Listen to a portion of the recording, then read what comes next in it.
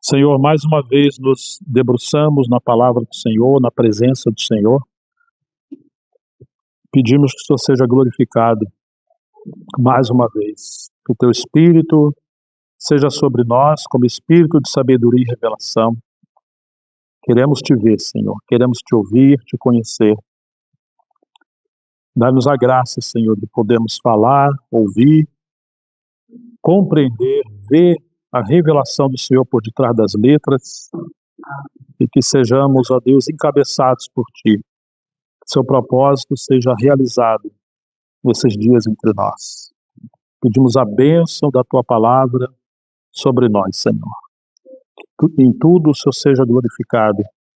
Em nome de Jesus Cristo, para a Tua glória nós oramos. Amém. Vamos abrir no livro de Mateus, capítulo 3, versículo 16 e 17.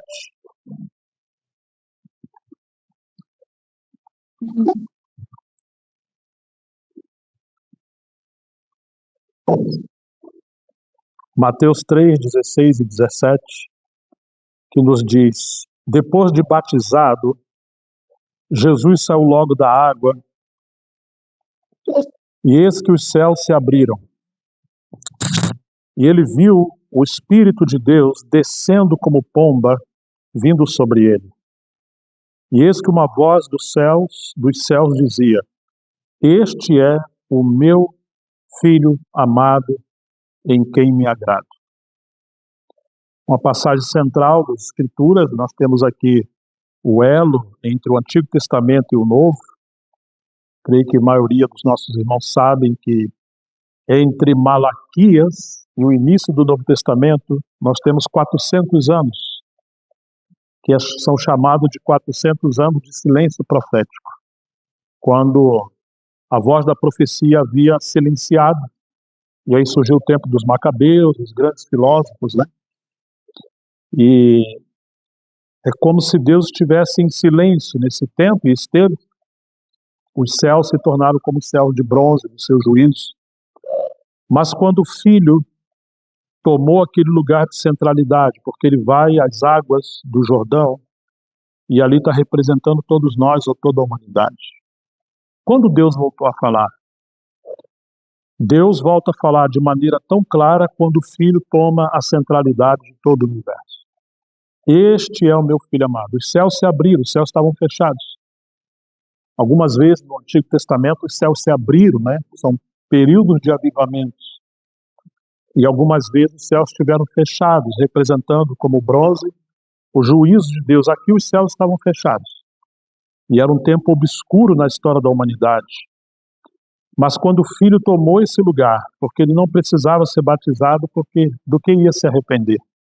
Mas ali ele está como no ato de obediência, prefigurando a todos nós. Quando ele assume essa base de obediência, de ser enviado, representando aquele Filho do homem que está no livro de Daniel, os céus se abriram. Então o que abre os céus? Não é o ativismo humano, não é a insistência humana. A oração não deve ser vista como uma estratégia de jiu-jitsu, onde você pode dar uma chave de braço em Deus para ele responder as orações. Não. Oração não muda Deus. Oração muda o nosso coração. O que abre os céus, que rompe os céus, é quando o Filho assume aquele lugar de preeminência no nosso coração, em nossos serviços, em todas as coisas que fizermos. Quando ele assume esse lugar, os céus se abriram. Deus fala, e agora o Espírito Santo vem sobre ele em forma de pomba. Temos aí o Pai, o Filho e o Espírito Santo. E a voz de Deus. Hoje vivemos um tempo obscuro, de muita confusão, de muitos problemas no âmbito geral da obra de Deus.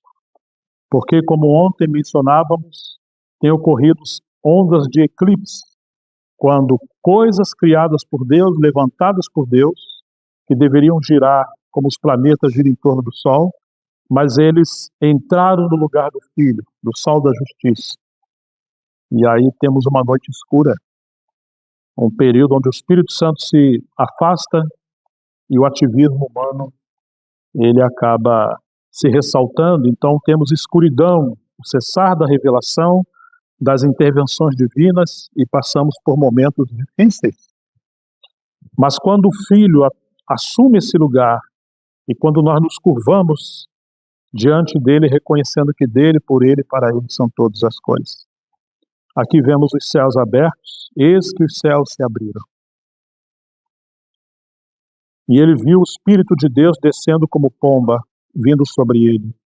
E eis que uma voz dos céus dizia: Este é o meu Filho amado, em quem tenho todo o meu prazer, todo o meu deleite. Mais adiante, em Mateus 17, depois que Jesus, no capítulo 16, entrega as chaves do reino a Pedro, e temos a primeira menção da palavra igreja, que ele disse: Eu edificarei a minha igreja.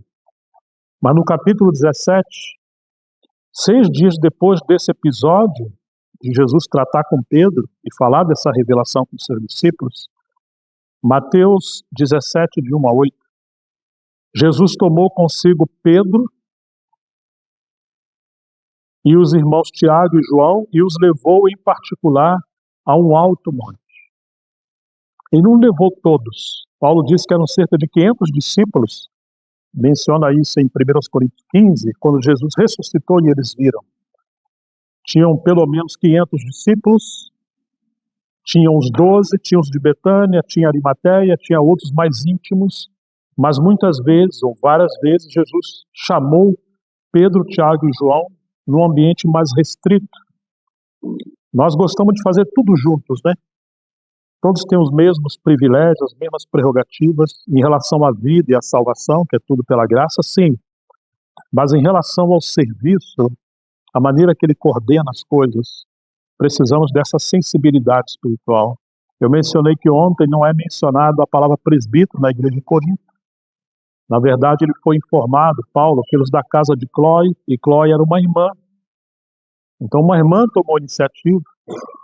No capítulo 6 de 1 Coríntios, ele pergunta: não tem um sábio entre vocês para julgar entre vocês? Então, faltavam homens que se posicionassem.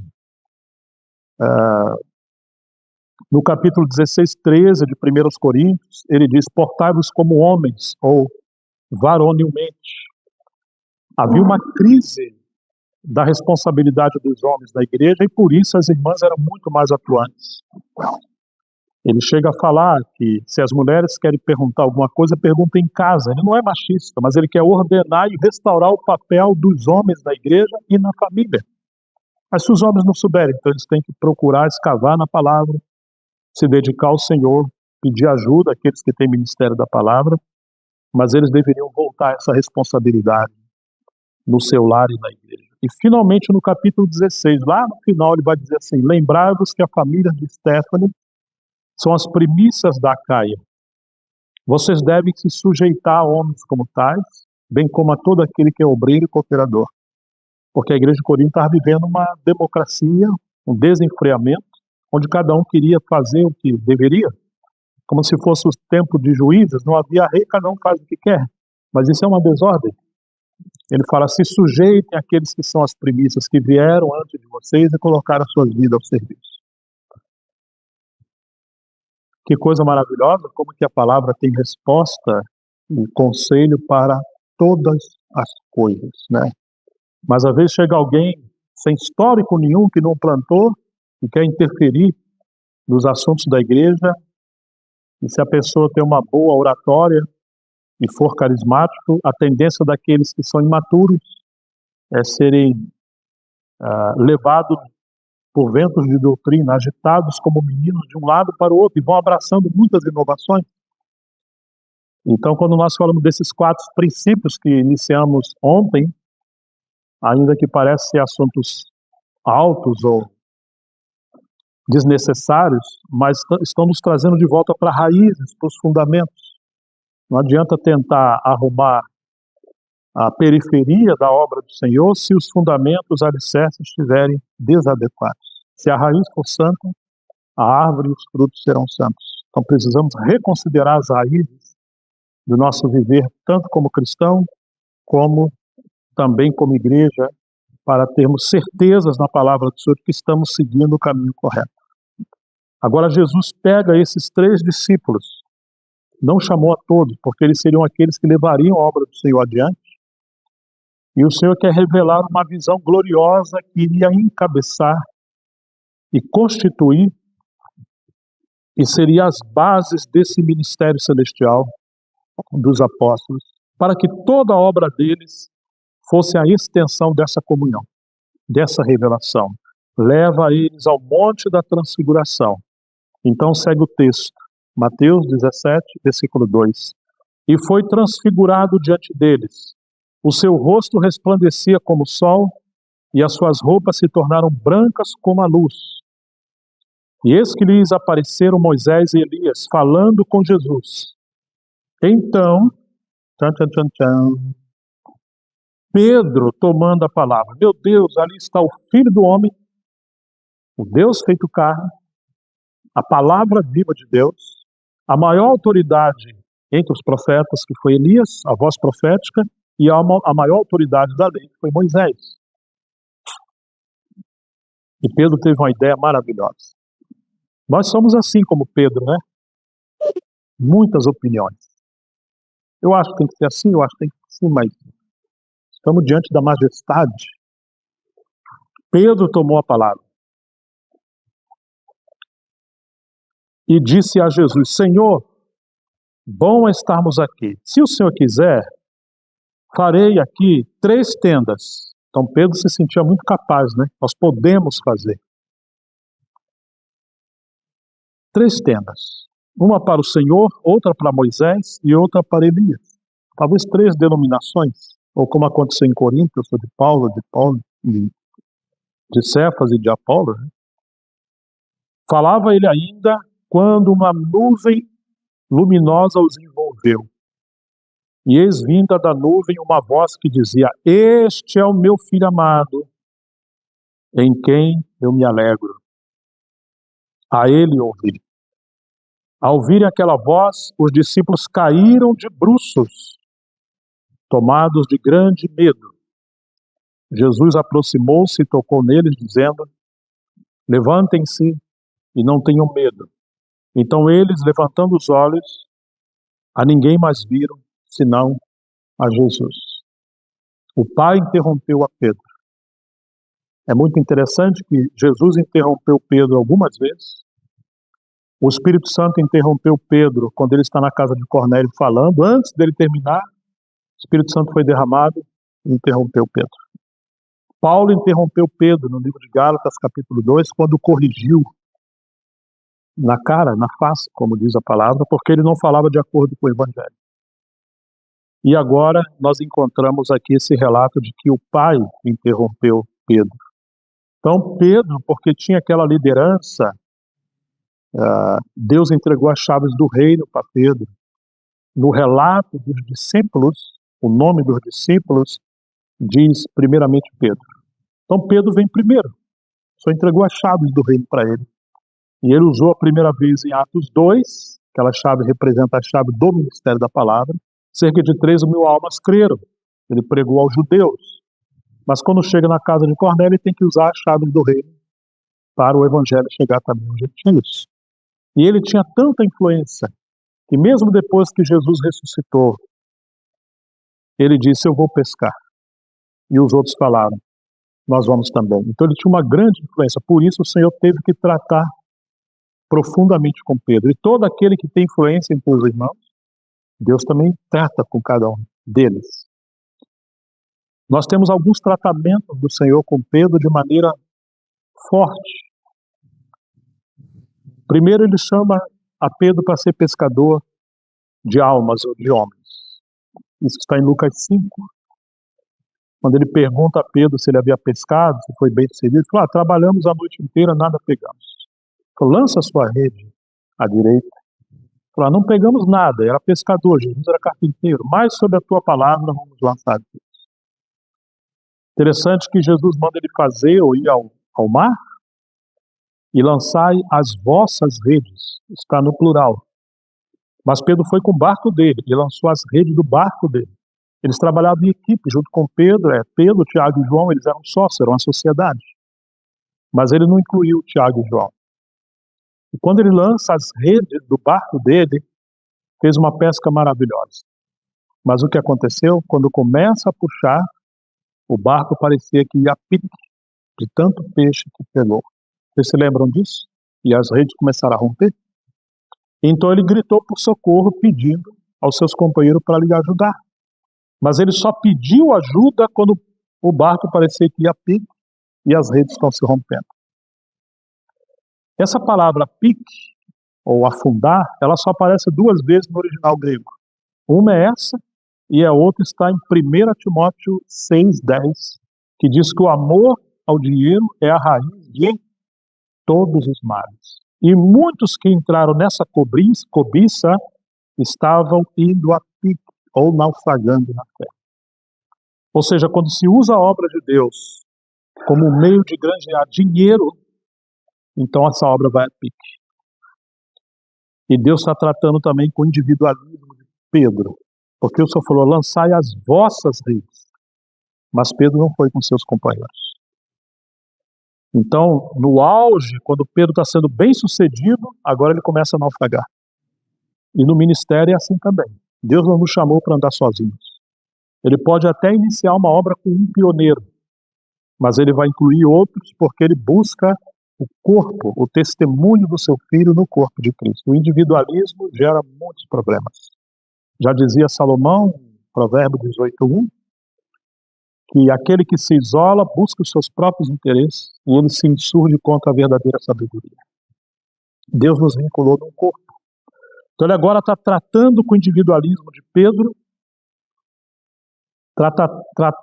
limpando a motivação de Pedro, de que aquela sociedade que eles tinham de empreendimento, de gerar lucro, não poderia trazer essa base de negócio para dentro da igreja. Ela tem que ser algo puro, ou para o ministério.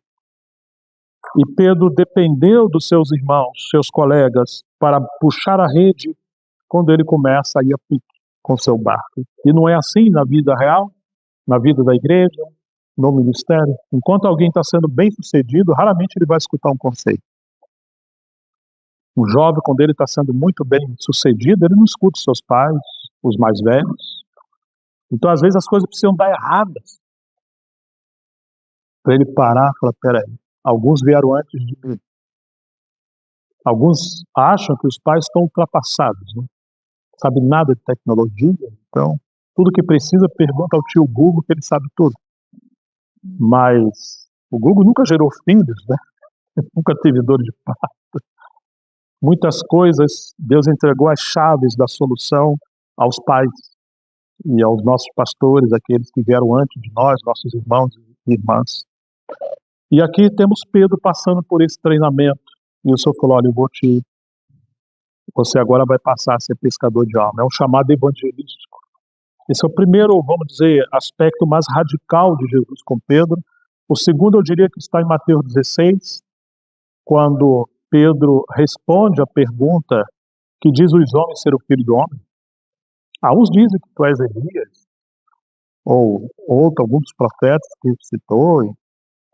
E vocês, quem diz que eu sou? Jesus não tinha crise de identidade, ele sabia quem ele era, mas ele queria saber se os discípulos tinham um discernimento diferente da multidão que tinha confusão a respeito dele. E Pedro tomando a palavra, vocês lembram que ele falou? Tu és o Cristo, o Filho do Deus vivo. Ele teve uma revelação dupla. Em relação à sua pessoa, ele é o Filho. Em relação ao seu ministério, ele é o ungido, o Cristo, o Messias. Bem-aventurado és tu, Simão Barjonas, porque não foi carne e sangue quem te revelaram, ou te revelou, mas o meu Pai que está nos céus. Que interessante que Jesus faz uma pergunta que homem nenhum era capaz de responder. Ele já havia falado em Mateus 11, ninguém conhece o Pai senão o Filho, e ninguém conhece o Filho senão o Pai, ou aqueles a quem ele quiser revelar. Então, sem revelação, ninguém conhece, nem o Pai, nem o Filho. Então, Jesus pergunta algo para os discípulos que em si mesmos eles não tinham autonomia, validez, capacidade espiritual para responder. Mas o Pai respondeu. Ali nós temos o diálogo da Trindade. O Pai conversando, o Filho conversando com o Pai por meio dos discípulos. Ele faz uma pergunta aos discípulos, provocando o diálogo do Pai com ele.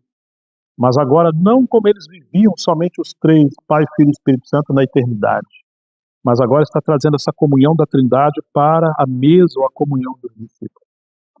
Claro que o texto não nos dá a entender que o Pai revelou agora a Pedro quem era Jesus. É uma revelação gradual, tanto que depois dessa pesca maravilhosa em Lucas 5, Pedro se prostra e fala: Senhor, aparta-se de mim, afasta de mim, porque eu sou um pecador. Ele começa a discernir a divindade do Senhor em várias ocasiões. Aquela vez que perguntaram: seu mestre não paga imposto? Pedro falou: claro que paga. E ele compromete Jesus. Ele comprometeu Jesus várias vezes. Falou: Pedro, quem que deve pagar os impostos? Os súditos do reino ou os filhos? Ah, os súditos. Falou: então, como você já me comprometeu, vai lá pescar. Um peixe é outro treinamento para Pedro. Ele sempre pescou em redes coletivas e grandes cardumes, mas agora ele tem que aprender a pescar um peixe só. É um treinamento para o evangelismo.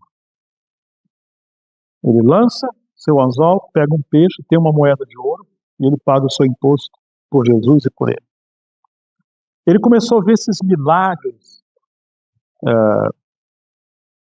de Jesus, começou a discernir a sua divindade, a sua deidade. Várias vezes o Senhor se revelou a Pedro, multiplicação dos pães, ele andando sobre as águas e pensaram que era um fantasma. Aquela vez que Jesus repreendeu o vento e o mar, e falou: quem é este que até o vento e o mar obedecem? Então eles não conheciam direito quem era Jesus. A sua humanidade, a humanidade do Filho, era como um véu que ofuscava a visão deles da sua divindade. Mas pelas obras, pela palavra, pelos milagres, eles começaram a discernir que ele não era um homem comum. Era um homem, além de ungido, ele era o Messias.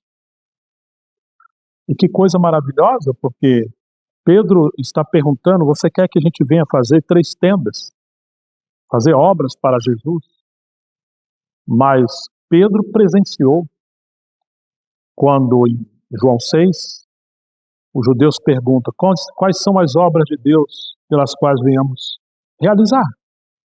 2 equívocos. Eles acham que tem várias obras de Deus, no plural, e que eles são capazes de realizar. E Jesus responde: a obra de Deus é esta, no singular, uma única obra. E qual é? Que creais naquele que por ele foi enviado. A obra de Deus é a revelação de uma pessoa, a centralidade de todas as coisas, a comunhão com ele. Quando temos comunhão com ele, ele continua a sua obra por meio de nós. Mas nada que for a parte dele, que não seja nele e por ele, por sua vida e seu poder, pode ser reconhecido como sua obra. E novamente o Senhor está tratando com Pedro e tratando com todos os outros. Então, nessa segunda disciplina maior do Senhor com Pedro, em Mateus 16, porque Pedro teve essa revelação de que Jesus é o Messias, o Filho de Deus, o ungido de Deus, o Senhor fala: eu também te digo que tu és Pedro. Porque Pedro fala: tu és, então Jesus fala: eu também te digo que tu és. Olha que coisa maravilhosa. Quando, nada na Bíblia por acaso, né? Fala: bem-aventurado és tu, Simão Bar-Jonas. O original, a palavra Simão significa inconstante, vacilante, fraco, pequeno. Porque ele se colocou como um pequeno, e Jesus falou: graças te dou, ó Pai, Senhor dos céus e da terra, que ocultaste essas coisas aos sábios e entendidos e as revelaste aos pequeninos. Bem-aventurado és tu, Simão, pequeno, fraco. Bar-Jonas, Bar é filho, e Jonas era o pai dele, um homem comum. Ou seja, está mostrando que ele é igual a todo mundo, ele não tem por que se orgulhar, não tem por que se sentir maior, se sentir melhor. A revelação veio dos céus. Bem-aventurado é você. Eu também te digo que tu és Pedro. Ou seja, uma lasca ou uma pedra que saiu dessa grande rocha. Porque ele disse: eu também te digo que tu és Pedro, e sobre esta rocha edificaria a minha igreja, e as portas do Hades não prevalecerão contra ela. Pedro teve uma revelação de que essa revelação dupla da pessoa e ministério de Jesus é a rocha sobre a qual a igreja pode ser edificada e vai poder suportar todo o calor, toda a oposição, toda a perseguição, o máximo de temperaturas de prova. A igreja pode ser edificada somente sobre essa rocha. É a revelação de Cristo que edifica a igreja, e sem a revelação de Cristo não há transformação.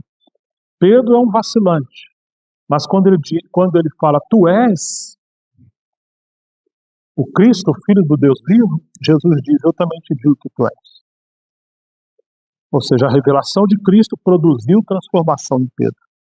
Ele é o pó da terra e, na revelação, ele vai para o segundo nível, que se torna uma lasca dessa rocha.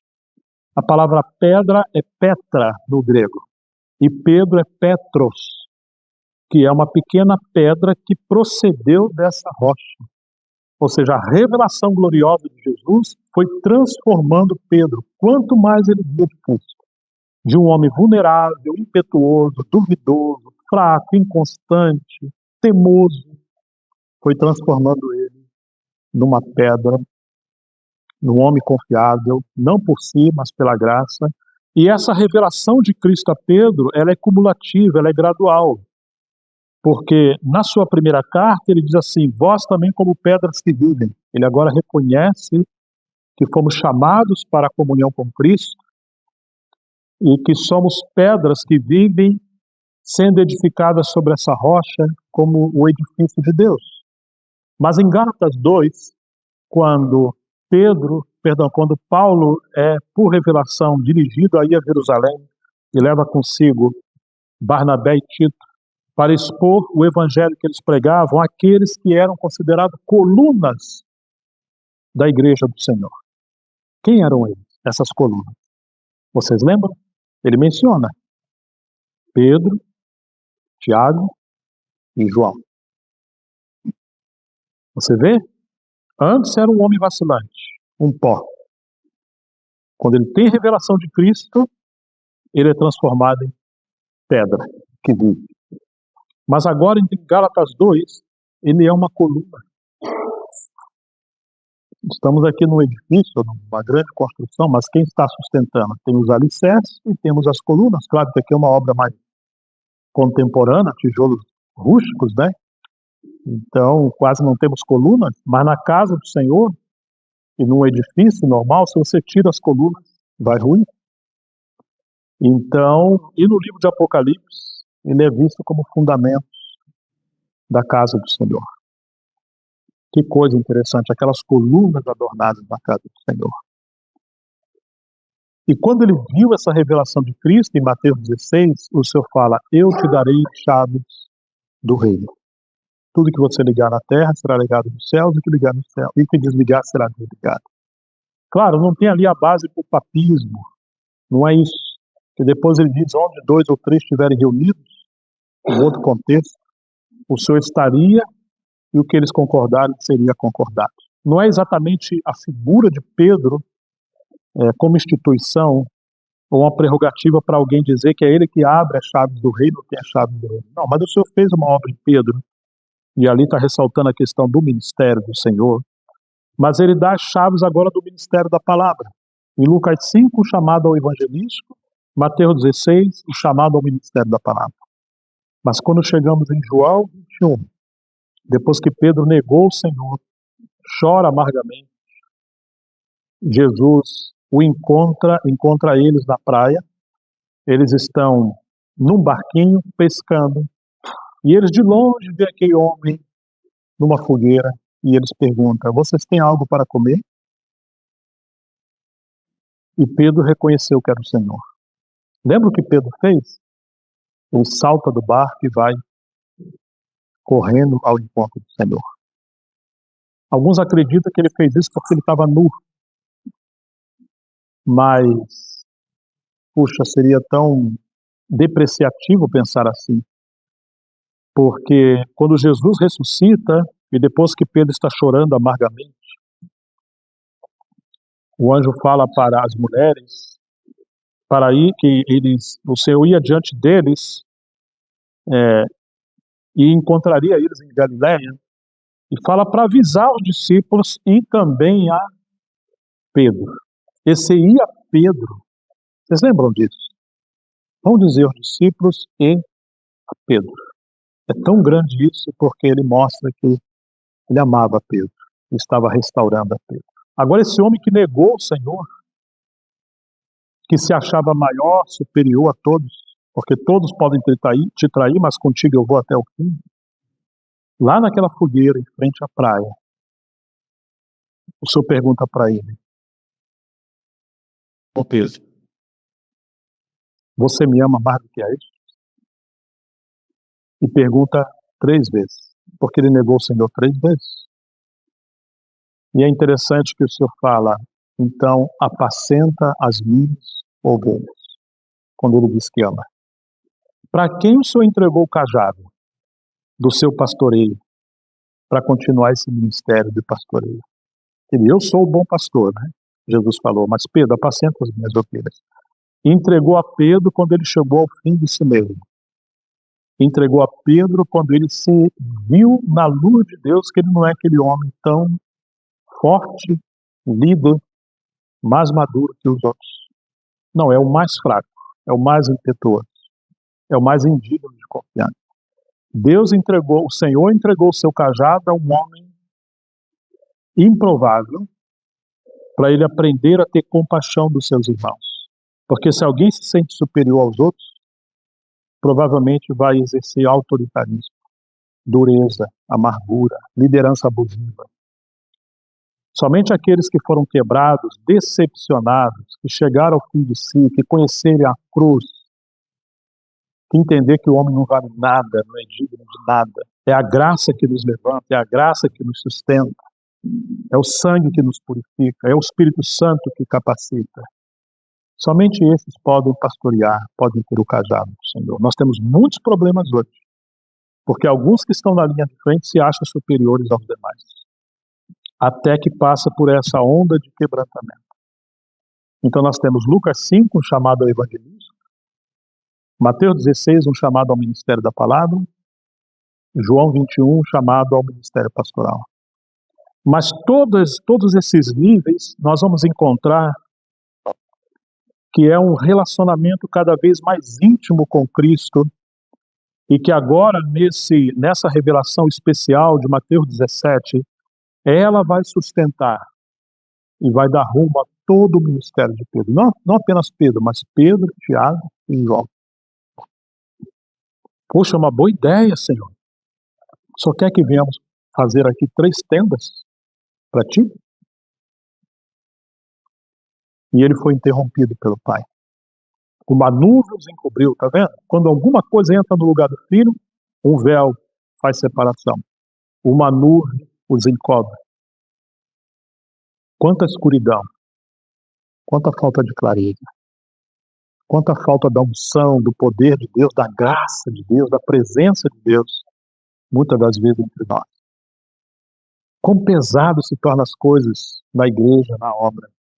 Por quê? Porque outras coisas têm ofuscado a revelação de Cristo. E quando outras coisas tomam lugar do Senhor, o Espírito Santo se retira e o homem fica. E quando é o homem, nós penamos, nós sofremos. Porque que somos nós? Disse Isaías, a justiça do homem é como trapo de imundícia. Nós não somos nada. Então o Senhor está tratando com eles. E essas coisas estão também registradas, que chegam até nós para mostrar para nós os caminhos, as pisadas do Cordeiro, para seguirmos por onde quer que ele vá, junto com seus pioneiros, seus discípulos primeiros, e seguimos esse caminho, essas palavras inspiradas que ministram vida ao nosso coração. Enquanto ele falava, uma nuvem os encobriu, e eis vindo da nuvem uma voz que dizia: este é o meu filho amado, em quem me agrado. A ele ouvi.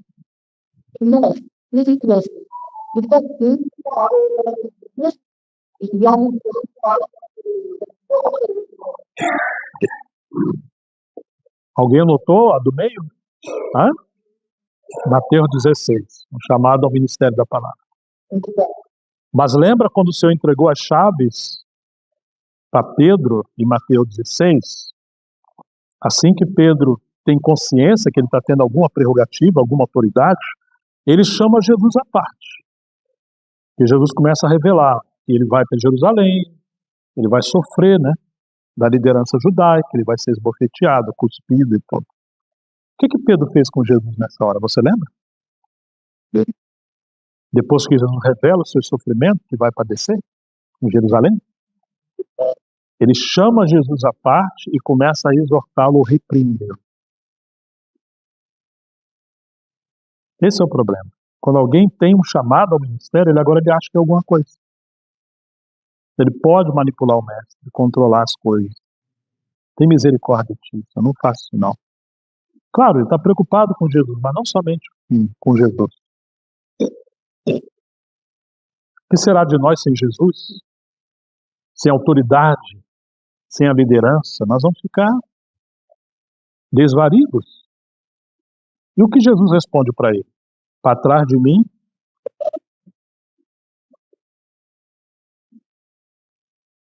deu a chave do reino, Pedro teve uma grande revelação. Agora caiu dos céus ao inferno. Para trás de mim, Satanás. Uma hora ele é bem-aventurado, outra hora ele é chamado de Satanás. E a Bíblia não explica, Satanás está atrás dele, está na mente dele, entrou nele. Não tem explicação. Mas nas entrelinhas dá a entender todas as vezes que alguém usar as chaves, os dons, o ministério, a palavra de Deus, o papel da liderança, com fins impuros, para manipular pessoas, para tomar proveito para si. Ele e o diabo não tem diferença nenhuma. Não é que ele é Satanás, mas que ele está agindo no princípio de Satanás, usando as coisas de Deus com benefícios próprios. O inimigo recebeu talentos, dádivas, não se contentou com a esfera da sua ação, e quando ele quis usurpar o trono que pertencia ao filho, ele foi lançado. Então o que acontece agora?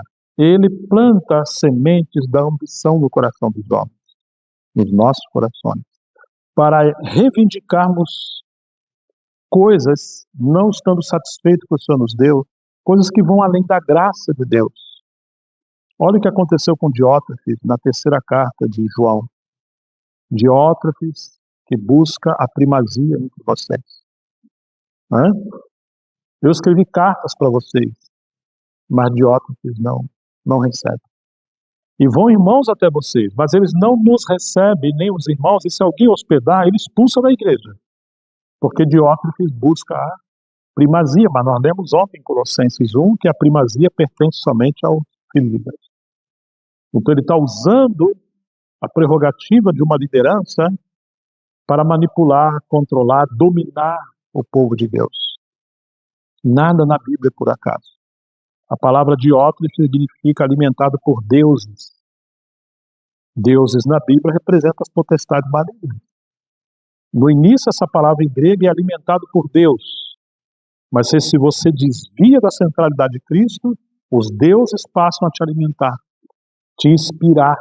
Aquele que quer a centralidade do universo no lugar do filho, que é o diabo, ele vai procurar homens e mulheres com orgulho, com ambição por liderança, para canalizar a sua ambição.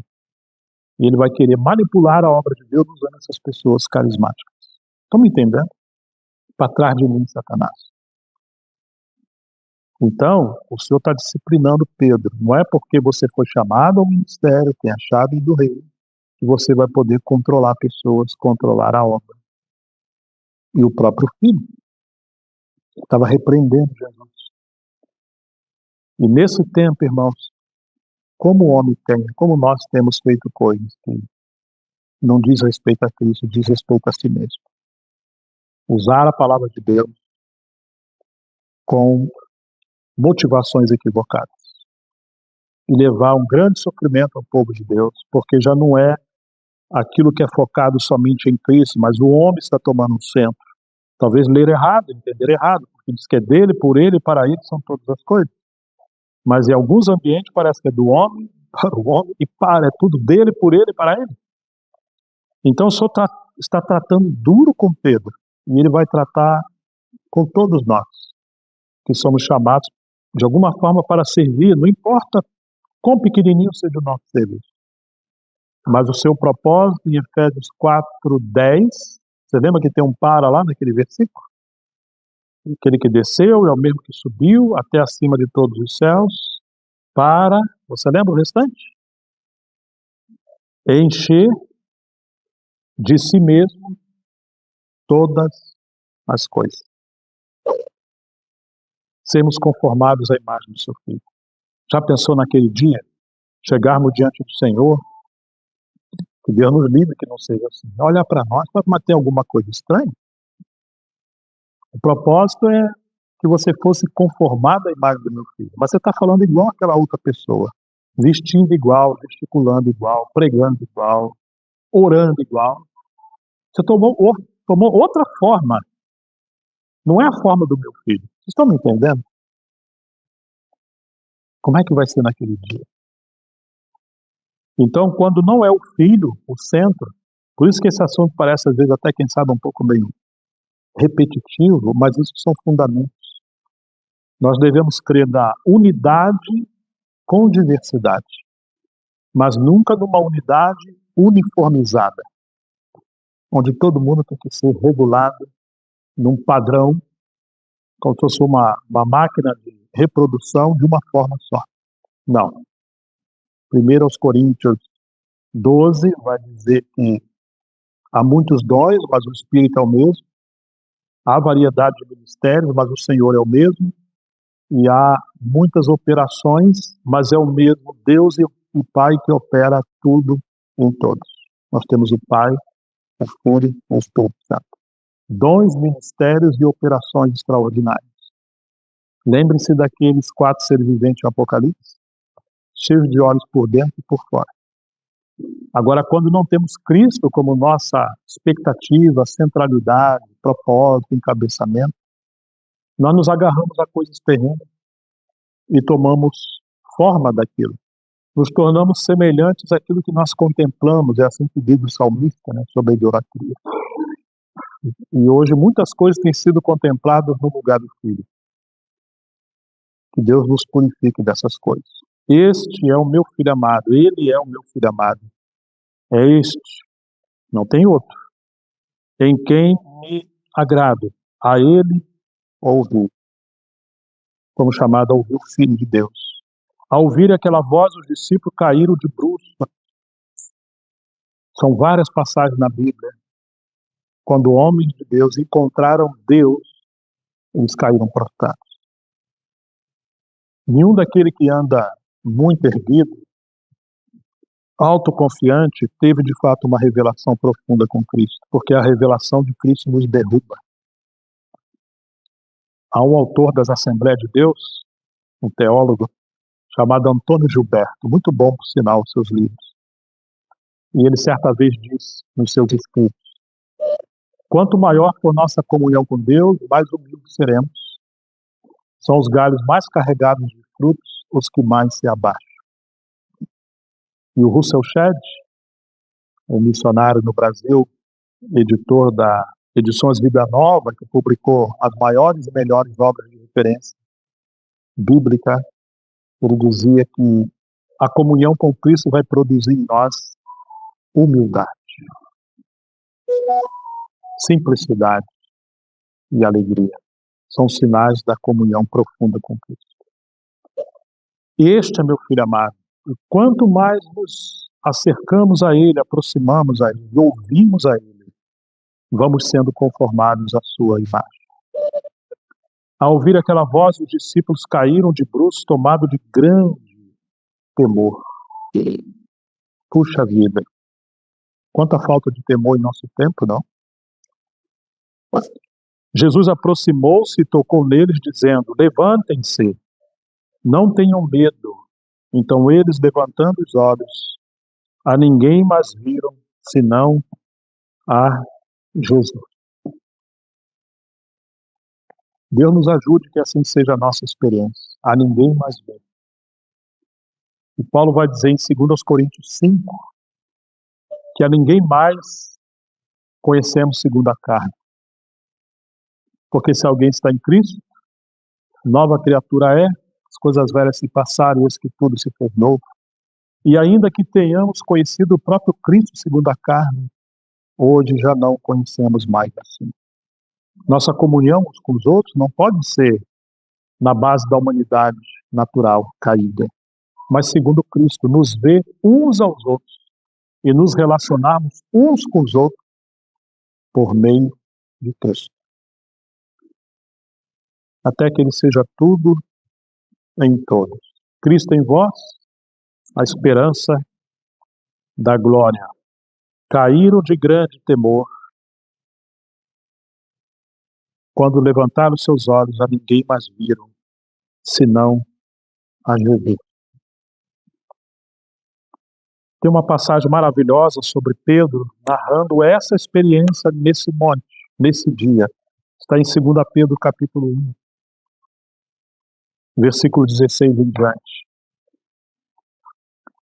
Então, quando Pedro está refutando os falsos mestres, falsos profetas, que estavam querendo ensinar outras coisas, ele diz assim, 2 Pedro 1,16, porque não lhes demos a conhecer o poder e a vinda do nosso Senhor Jesus Cristo, seguindo fábulas engenhosamente inventadas, mas nós mesmos fomos testemunhas oculares da sua majestade, porque ele recebeu honra e glória da parte de Deus Pai, quando, pela suprema glória, lhe foi enviada a seguinte voz: este é o meu Filho amado, em quem me compraste. Ora, nós ouvimos esta voz vindo do céu quando estávamos com ele no Monte Santo. Assim temos ainda mais segura a palavra profética. E vocês fazem bem em dar atenção a ela, como a uma luz que brilha em lugar escuro, até que o dia clareie e a estrela da alva nasça no coração de vocês. Claro que ele está se referindo à palavra profética cumprindo-se em Cristo. Então ele está narrando que a base do ministério dele, a bênção do ministério dele, foi essa revelação de Cristo glorioso no Monte da Transfiguração. E se a gente for olhar o segmento dos demais apóstolos, todos eles foram assim. A extensão do ministério foi o resultado da revelação de Cristo que eles tiveram. Por isso que eles não se perdiam com outras coisas. O que dizer de João, que também estava nesse monte? Vamos olhar em 1 João, capítulo 1, versículos de 1 a 4.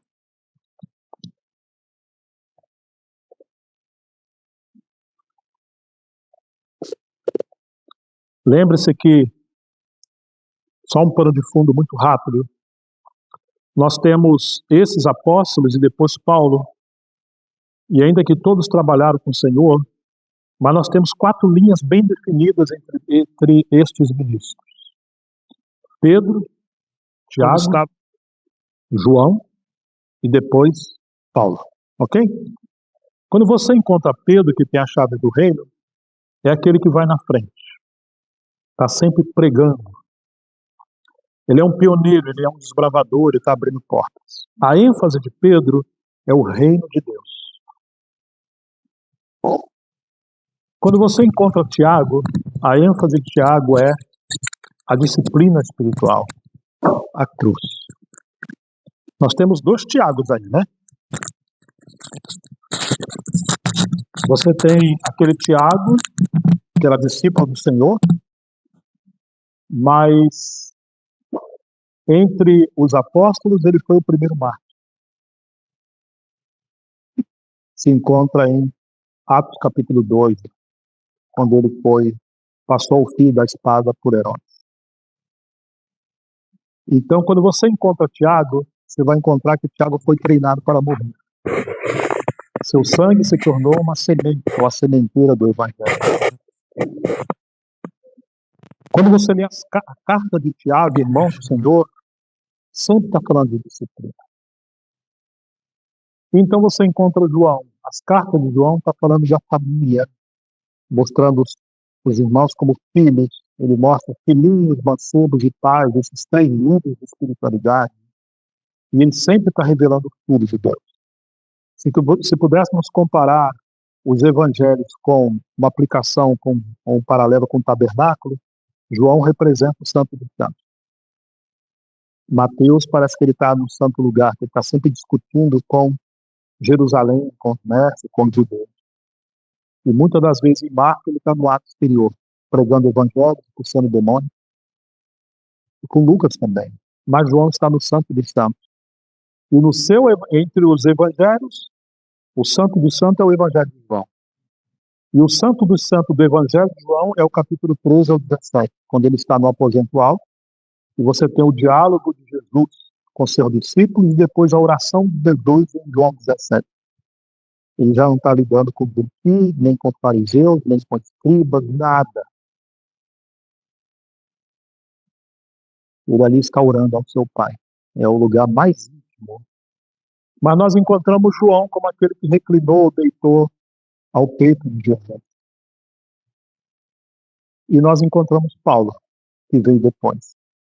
Quando você vê Pedro, ele lança redes. Quando você vê João, ele está costurando as redes.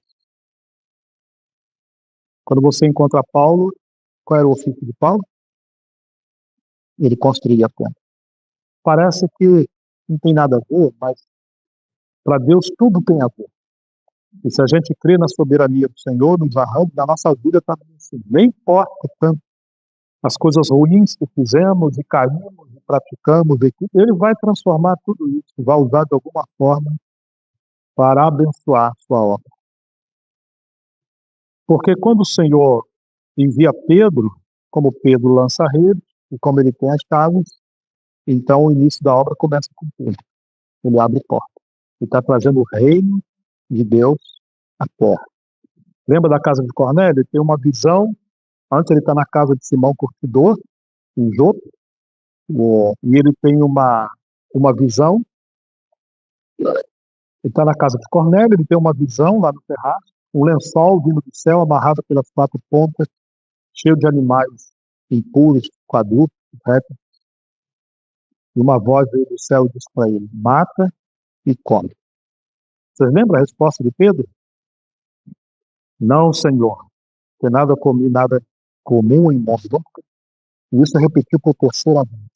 A visão é estranha, mas Pedro reconhece que a voz é de Deus, é do Senhor. E ele fala assim: não, Senhor, oh, meu Deus, e Deus deu a chave. O Senhor deu a chave do reino para Pedro.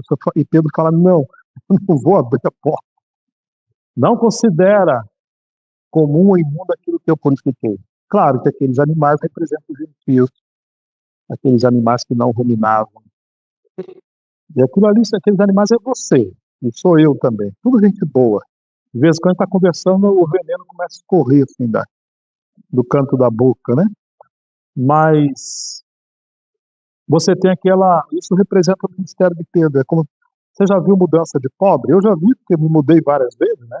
Então chega a hora que você junta tudo, joga dentro de um lençol, uma coxa, um cobertor e faz um laço ali, né? Põe nas costas e joga dentro do caminhão. A maioria dos pobres prefere mudar de noite, para ninguém ver a favela que está se mudando, né?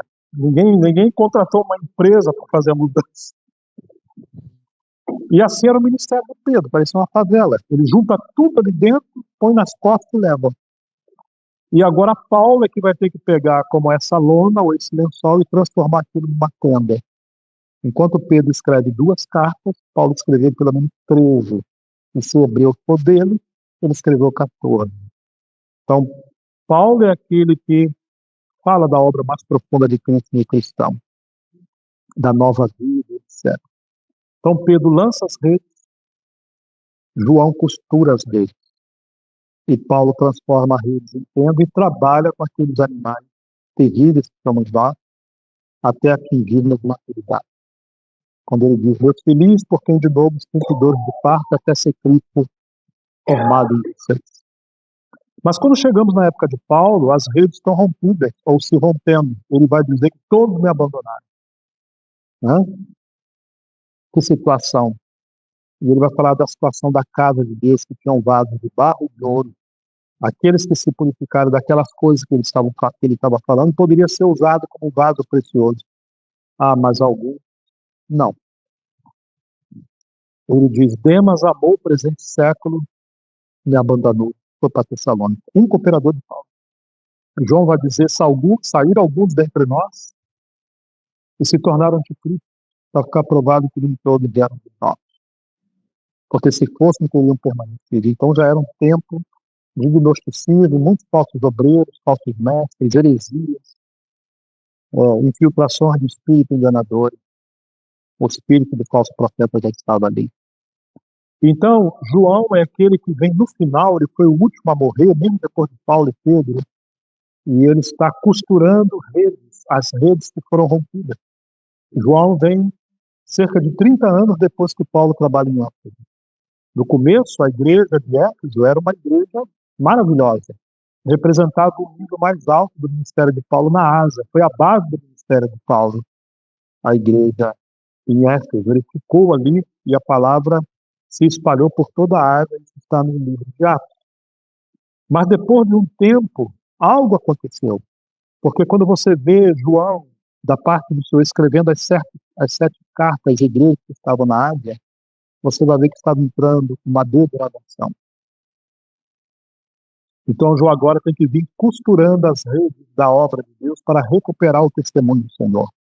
Enquanto Paulo, que lida com a casa de Deus, ou a igreja como casa, ele fala de vários aspectos práticos, como disciplina, reuniões, contribuições, liderança, pecado, então João não fala nada disso. Porque quando se perde a realidade espiritual, não adianta tratar as coisas espirituais. Tem que voltar primeiro para a espiritualidade. Senão as coisas se tornam piores. Então, como é que João começa costurando as suas redes? Alguém lembra como é que começou o Evangelho de João? Primeiro capítulo, versículo 1. No princípio era o verbo. Olha o que ele está fazendo. O que é voltar para a restauração do Senhor? É voltar ao que era desde o princípio. Você quando tem um móvel rústico, histórico, com grande valor, ou uma obra de arte, uma pintura, ou uma cadeira, você quer restaurar. O que você quer fazer? Você quer fazer e voltar ao que ele era originalmente. Então hoje, quando se fala às vezes de restauração, mas você vai olhar do escritor, mas essas coisas não estão na Bíblia, não é como no passado. Claro que a obra de Deus avança, mas os princípios, fundamentos, especialmente relacionados às coisas essenciais, nunca podem ser alterados. Então João começa convidando o povo de Deus a voltar ao que era dele do princípio. E o que era dele do princípio? O Filho de Deus. A centralidade de Cristo. O princípio era o verbo. O verbo estava com Deus. E o verbo. Todas as coisas foram feitas por ele. E ele vai. Todo o Evangelho de João, ele está revelando a glória, as glórias do nosso Senhor, chamando os filhos de Deus de volta. Mateus é escrito por judeus, Lucas para os gregos, os latinos que eu digo da língua latina, os gentios, e Marcos também aos gentios, mas João está escrevendo aos filhos de Deus, e chamando os filhos de Deus de volta. Quando você vê aqueles 4 seres viventes no livro de Ezequiel e Apocalipse 4, eles têm cara de leão, cara de boi, cara de homem, e o que mais? De bezerro. São 4, né? Cara de águia. Vamos recapitular. Cara de leão, cara de um bezerro, cara de homem e de águia. E aí, no livro de Ezequiel, esses rostos não estão em forma ordenada, mas em Apocalipse 4 está. Cara de leão vem primeiro, o reino vem primeiro. Depois vem cara de homem, perdão, cara de boi, depois de homem, e por fim de águia. E você compara isso com os 4 evangelhos, o livro de Mateus, que representa Jesus como leão da tribo de Judá, o reino e o rei, ele vem primeiro, depois vem Marcos, porque ele é o servo obediente. Depois temos Lucas era médico, ninguém melhor para falar do homem do que um médico. E por fim temos João, como aquela cara de águia que vem de céu. Nada é por acaso, e isso representa os aspectos de nosso Senhor. mas também representou, de maneira indireta, os ciclos da obra de Deus. O ministério de Pedro foi em primeiro, né? Ele vem primeiro. Se você vai no livro de Atos, o ministério de Pedro vai até o capítulo 11, vamos dizer, na sua expressão maior. Pedro continuou. Mas de Atos 13 em diante, temos o ministério de Paulo, o fazedor de fome. Mas entre Paulo e Pedro, ou entre o capítulo 11 e o capítulo 13, temos o capítulo 12. E o que aconteceu no capítulo 12? Tiago foi em Marcos. Não podemos colocar isso como vigor ou a disciplina. Você nunca vai ter glória no ministério se você não encontrar ou não tiver esse elo de Pedro e Paulo com Tiago no meio. Muita gente hoje quer ser como Pedro, um homem poderoso. Ou como Paulo, um grande mestre, um grande profeta. Pois é, mas quantos estão dispostos a não ser nada? Porque você vai encontrar muitas obras de Pedro, de João e de Paulo. Tá certo? Mas o de Tiago, você encontra o quê? A única vez que o Senhor menciona Tiago, ou Lucas menciona Tiago com projeção, é o martírio dele. É como se o Senhor tirou, assim, não permitiu relatar muitas coisas de Tiago, para ficar em evidência seu martírio. Mas hoje os homens querem estar tanto em evidência. Quantos estão dispostos a ser treinados para serem como aquelas estacas do tabernáculo, que elas foram enterradas? O tabernáculo está de pé porque ela tem estacas enterradas. Elas sustentam o tabernáculo, mas elas não aparecem como as cortinas ou como os outros utensílios. A obra de Deus é sustentada por aqueles que estão enterrados, enraizados em Cristo e não estão chamando atenção, mas são pessoas, homens e mulheres de muita oração, de quebrantamento, de vida, que conhecem. Às vezes a reunião está fria, mas quando chega um irmão que anda, muda. E alguém que está oprimido também. Chega na reunião e tem um peso, mas que traz uma legião de coisa estranha para a reunião. Então, quando você encontra Tiago, parece que ele está unindo o ministério de Pedro e o ministério de Paulo. Você não pode ter a casa de Deus sem o ministério de Tiago. E não podemos ter uma casa edificada só com Pedro, que ao mesmo tempo que ele junta, ele pode espalhar. Pedro era muito impetuoso.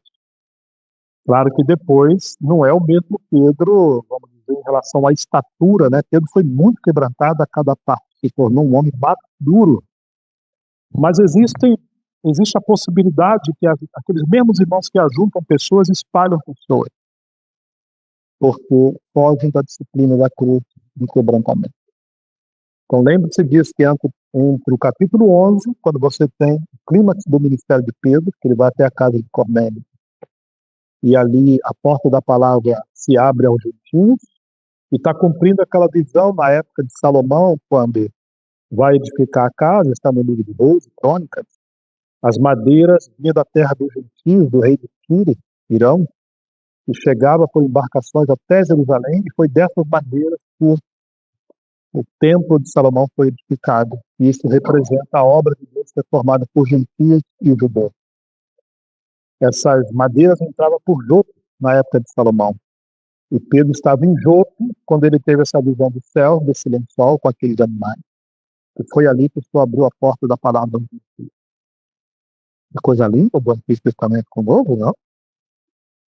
Mas não existiria progresso da obra de Deus sem unir os que vivem. Agora, quando as redes são rompidas, porque Paulo fala, todos me abandonaram, nenhuma pessoa, ninguém estava com Paulo quando ele foi aquele julgamento, só o Senhor o defendeu. O final da vida de Paulo é duro, né? Ele se chama o Velho. E diz que nenhuma igreja, no princípio da carreira dele, contribuiu com ele, no tocante a dar e receber, ele só recebeu, a não ser a igreja de Filipos, porque em Corinto ele teve que fazer compras. Ele é uma igreja pobre, a igreja de Filipos, digo, né? Que era uma das igrejas da Macedônia.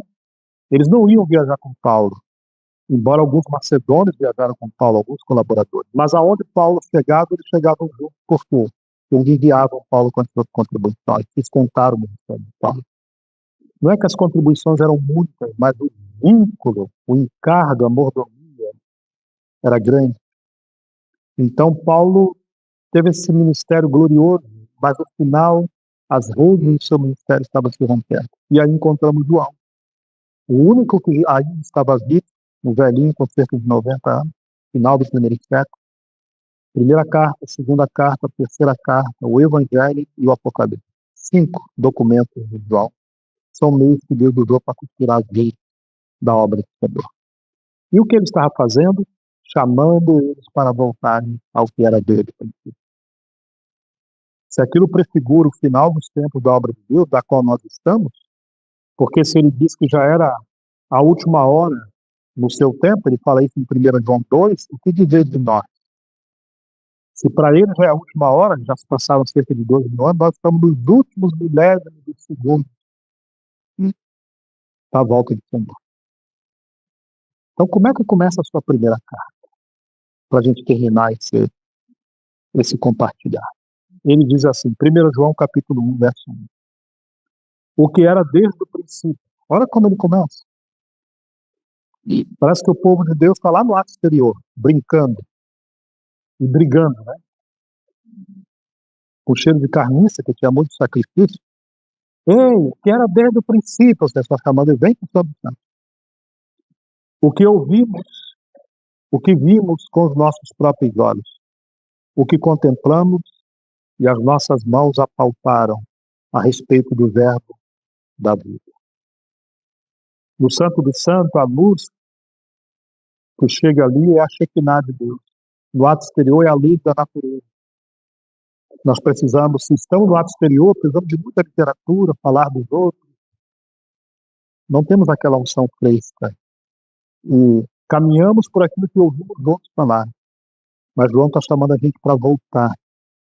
Quando você olha o Santo dos Santos, e o livro de Hebreus vai falar sobre isso, temos ali a arca, que é a centralidade da obra de Deus do Antigo Pacto. E aquela arca é feita de madeira de acácia, um tipo da humanidade de Cristo. Revestida de ouro, que fala da sua glória, a sua natureza divina. E dentro da arca temos aqueles elementos, a palavra escrita, o maná que veio do céu e a vara que floresceu. Tudo que veio para Cristo. Tudo naquele tabernáculo. Nossas mãos tocaram, apalparam a respeito do verbo da vida. E a vida se manifestou e nós a vimos e dela damos testemunho. Eu não testemunhava de outras coisas. E anunciamos a vocês a vida eterna que estava com o Pai e nos foi manifestada. Ora, o que vimos e ouvimos, anunciamos também a vocês, para que também vocês tenham comunhão conosco. Ora, a nossa comunhão é com o Pai e com seu Filho Jesus Cristo. Escrevemos estas coisas para que a nossa alegria, ou vossa alegria, seja completa. Interessante, eles perseveravam na doutrina dos apóstolos. E a doutrina dos apóstolos era Cristo, sua pessoa, sua obra e suas palavras. Mas não diz a Bíblia assim. Eles perseveravam nas doutrinas do apóstolo. Não. Eles perseveravam na doutrina dos apóstolos. Eram vários apóstolos, uma única doutrina. E a doutrina é Cristo, sua pessoa, sua obra, suas palavras. Era o que eles viveram e conviveram com Cristo. Tudo que ele deixou. Qual é o problema de hoje? Olha, eles perseveravam na doutrina, uma doutrina, dos apóstolos. Hoje somos induzidos a perseverar na doutrina, nas doutrinas do apóstolo. Como um papa. Percebe a inversão? Vários servos de Deus. A palavra é uma só. Um servo de Deus, com várias opiniões que distorcem do que foi escrito e o que é desde o começo. E é isso que João está fazendo. Ele está chamando a gente para voltar. Quando vai o livro no capítulo 2 dessa carta, o versículo 20 ou o 27, 2 versículos. Mas vocês têm a unção que vem do santo e todos têm conhecimento. João está falando que o anticristo vai vir. Ele está falando com os filhinhos. Eu falei, peraí, João.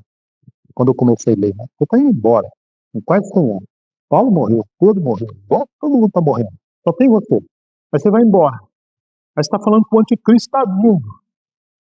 E eles são filhinhos. Muitos são novos na fé. Como é que vai fazer? Ele está indo embora, mas ele diz, quanto a vocês, vocês têm a unção que vem do santo.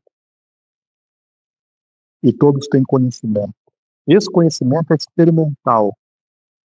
Quanto a vocês, versículo 27, a unção que receberam dele, do santo, permanece em vocês e não precisam que alguém vos ensine outras coisas ou coisas novas. É isso que ele está dizendo. Mas como a unção dele os ensina a respeito de todas as coisas, e é verdadeira e não é falsa, permaneçam em quê? Nele, como também ela ensinou a vocês a permanecerem nele. O que a unção nos ensina? Permanecer nele. E permanecendo nele, ele nos ensina todas as coisas que nos levam a permanecer nele. E todas as coisas serem cheias dele. Percebe? Às vezes me perguntam, onde você está? Eu estava em Adão. Agora você está em Cristo. Não é disso que eu estou falando. Eu sei o que você está falando. Mas não quero entrar nesse tema. As pessoas querem rotular, criar jargões, selos, que ministério seguindo, e assim vai. Mas aqui está muito claro que a unção nos ensina a permanecer nele. Que o Senhor nos ajude a compreender essas coisas que são tão especiais e Ele está nos chamando de volta. E nos perdemos lá no ato superior. Jesus disse, eu sou o caminho, a verdade e a vida. E às vezes pegamos um atalho, né? Seguimos alguns movimentos como se fosse o glorioso. Não, Ele é o caminho, a verdade e a vida. Ninguém é um pai. Podemos ler um pouquinho mais ainda. Atos 26, já falamos de Pedro, já falamos de João, sobre aquela visão pioneira que sustentou o ministério deles, deu sentido e rumo. Agora vamos rapidamente falar de Paulo. Atos 26, versículo 12 a 18.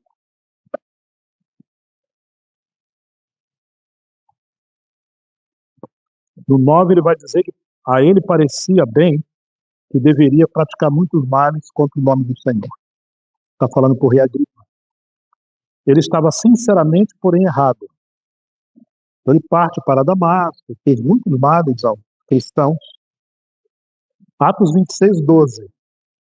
Com isto em mente, parti para Damasco, levando autorização dos principais sacerdotes e por eles comissionado. Ao meio-dia, ó rei, enquanto eu seguia pelo caminho, vi uma luz do céu, mais resplandecente que o sol, que brilhou ao redor de mim e dos que iam comigo.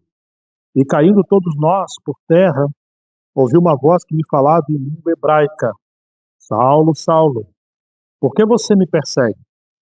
É duro contra você ficar dando coisas contra os aguilhões.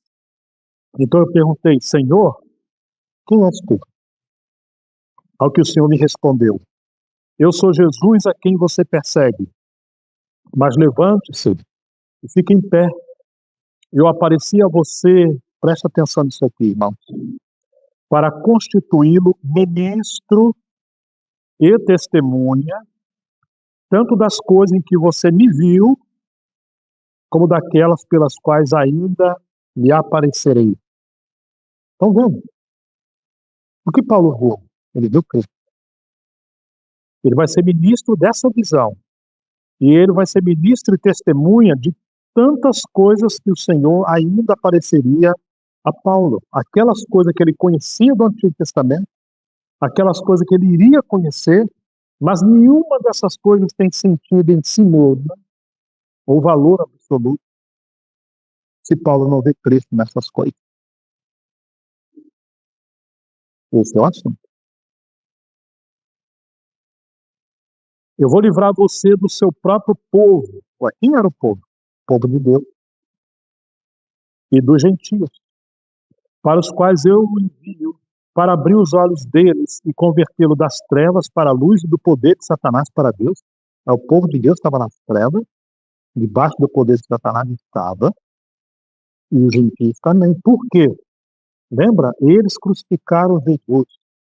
Ainda que falando a palavra profética a cada sábado, não reconheceram Jesus como Messias. Quando se enfatiza qualquer coisa mais do que Cristo, com o espírito maligno por detrás, para ver trevas no eclipse na obra de Deus. Falei, eu vou livrar vocês do seu próprio povo, para abrir os olhos e convertê-lo das trevas para a luz e do poder de Satanás para Deus, a fim de que eles recebam remissão de pecados e herança entre os que são santificados. Aí está a base do ministério de Paulo. Não só ser um ministro da palavra, não só um mestre, mas uma testemunha de que ele está vendo. E o que ele deveria ver? O que ele viu? Antes ele viu muitas coisas, ele cresceu aos pés de Gamaliel, um grande mestre. Mas agora ele viu Cristo e caiu por terra. Interessante que antes era Saulo, que significa o grande. E agora o Espírito Santo depois passa a chamar ele de Paulo, o pequeno.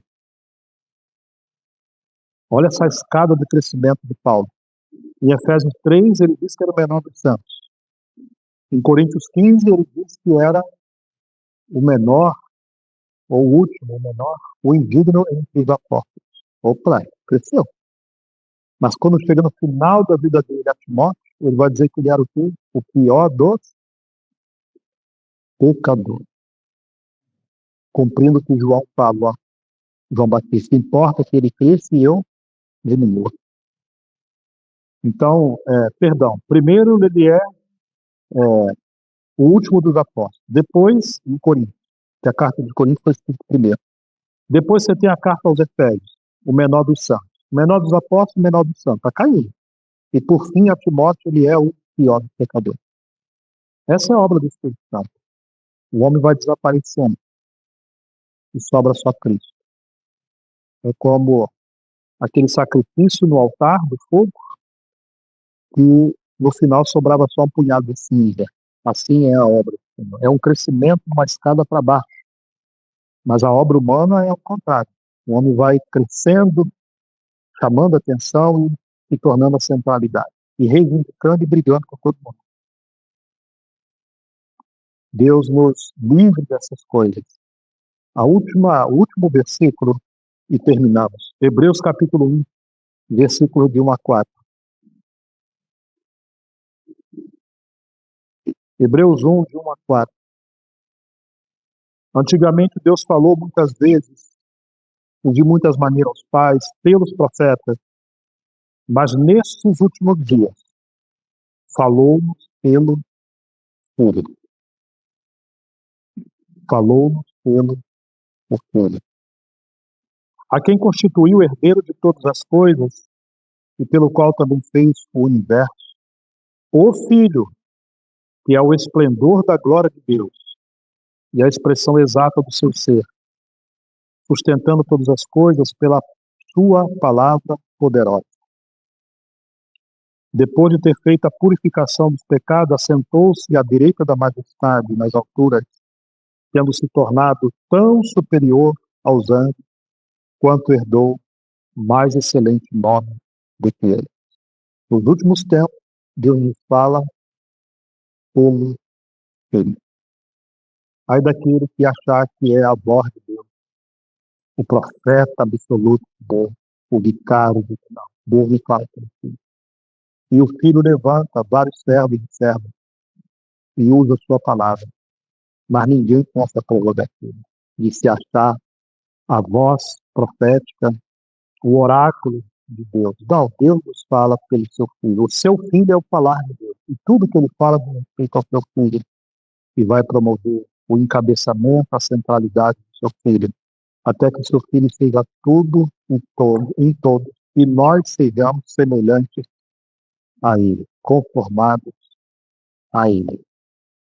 Que Deus continue abrindo os nossos olhos Mesmo que se reúnem como em Betânia, 2 mulheres e um irmão, que era Lázaro, mas vocês lembram que aquela aldeia, tudo mudou porque a casa se abriu para receber o Filho de Deus. E ali se tornou um lugar de descanso, uma base de comunhão, que revolucionou a obra do Senhor naquela região.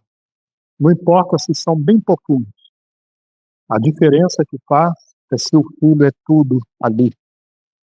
Uma vez, C.S. Lewis disse uma frase magnífica: em dia, uma simples manjedoura conteve aquele que criou o universo e que é maior do que todo o universo.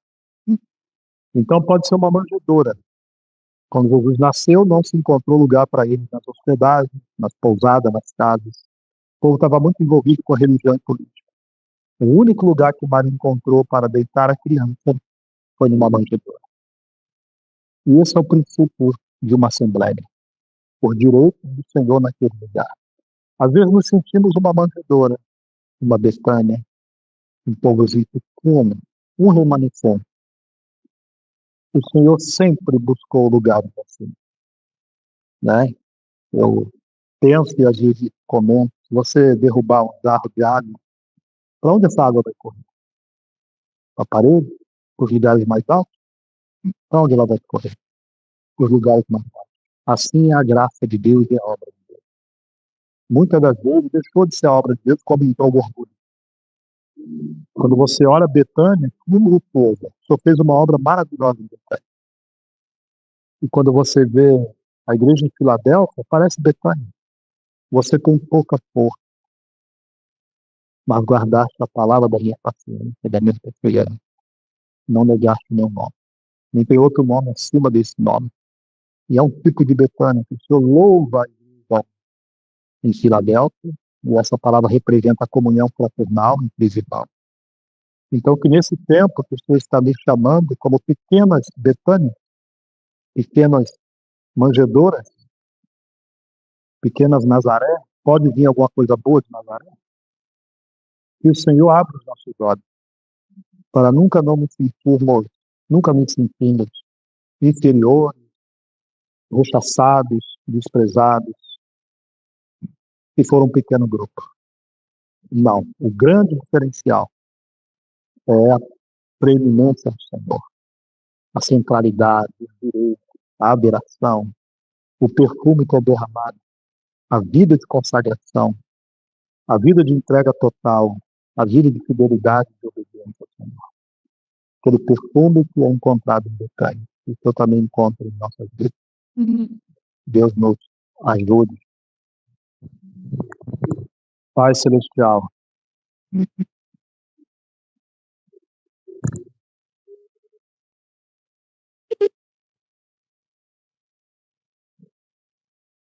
ó Senhor, leva-nos a esse lugar de intimidade com Cristo, como no Santo dos Santos, porque o novo e vivo caminho já foi aberto pelo véu que foi rasgado, isso é, pela sua carne rompida na cruz, e agora temos livre acesso à tua presença.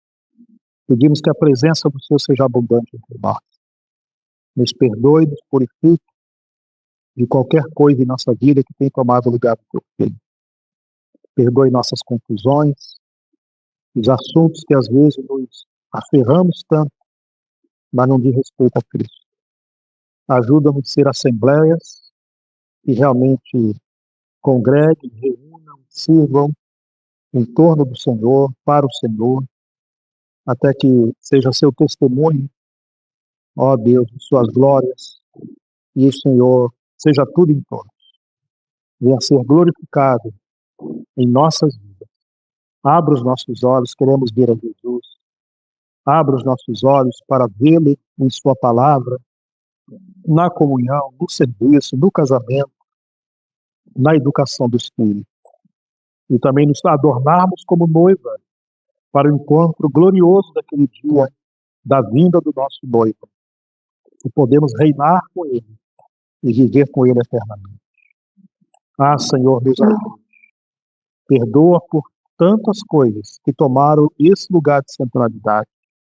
por muitas das vezes nos basearmos em outras coisas, ensinarmos outras coisas. Que o Senhor nos ajude. O Senhor tem nos separado e nos tirado de ambientes, de situações aonde nos apartavam da pessoa do Senhor. Então nós queremos nos lançar em tuas mãos e também oramos pelo teu povo. Abençoa o teu povo, derramando espírito de sabedoria e revelação, para que possam ver o justo, ouvir essa voz da sua boca, como o Senhor falou a Paulo. Ajuda-nos a ver o justo, ouvir a sua voz e ser suas testemunhas nesses dias. E também que haja ministérios abundantes da palavra entre nós. Envie trabalhadores da sua seara. Sua seara é tão grande, Senhor. São poucos trabalhadores. Levante trabalhadores entre nós. Traga trabalhadores. Que nos ajude a colaborar com a tua seara, Senhor. Colaborar com o próprio Senhor. Nós confiamos tua palavra em tuas mãos e oramos que o Senhor seja glorificado e continue nos dirigindo e cuidando de todas as coisas. Senhor, nós oramos no nome santo de Jesus Cristo, para a tua glória. Amém.